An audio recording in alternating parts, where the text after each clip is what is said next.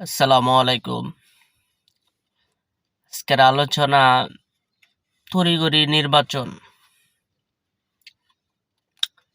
BNP এবং নির্বাচন কমিশনারের কার্যকলাপ দেখলে মনে হচ্ছে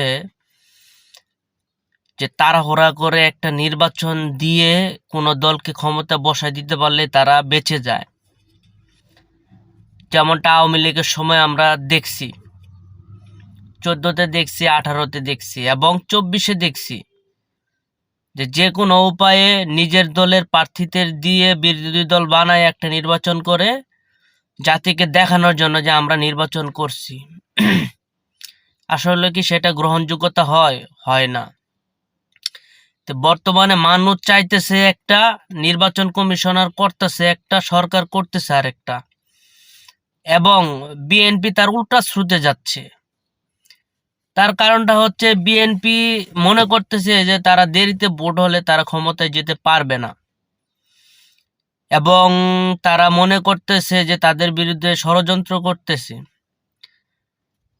বা এই দেশে বর্তমানে বড় দল হলো বিএনপি। তারা যদি এত ভয়ে থাকে তাহলে তাদের ভিতরে দুর্বলতা আছে। তো এত বড় একটা দল যদি নিজেদের দুর্বলতা প্রকাশ করে, মানুষ তো তখন তাদের পিছনে আরো লাগে যায়। তাদের করা উচিত ছিল যে যখন নির্বাচন হবে আমরা তখনই প্রস্তুত। তারা কেন ডেডলাইন দিছে? এই যে লন্ডনে বৈঠক হওয়ার পরে প্রত্যেকটা মানুষের মনে ধারণা, এখন আবার ফেব্রুয়ারিতে নির্বাচন ঘোষণা হয়েছে, প্রত্যেকটা মানুষের ধারণা এটা তারেক রহমান ডেট দিয়ে দিছে। এটা স্বাভাবিক, একটা মানুষের মনে ধারণাই। লন্ডন বৈঠকের পরে নির্বাচনের তারিখ ঘোষণা করে দিল, নির্বাচনের ডেট ঘোষণা করে দিল।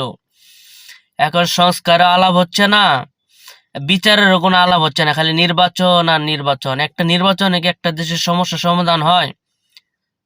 যদি নির্বাচনে একটা দেশের সমস্যা সমাধান হইতো তাহলে শেখ হাসিনা তো নির্বাচন দিয়ে ক্ষমতা ছিল। তাহলে কেন শেখ হাসিনার এই দেশ থেকে বিতাড়িত করা হইলো? আমাদের দেশটা ঠিক করতে হবো, আর এই যে নির্বাচনের সিস্টেমগুলো চেঞ্জ করতে হবো, বিচার করতে হবো, আর এই সংস্কার প্রস্তাব যতগুলো আছে এগুলো সর্বোচ্চ আইনি ভিত্তি দিতে হবো।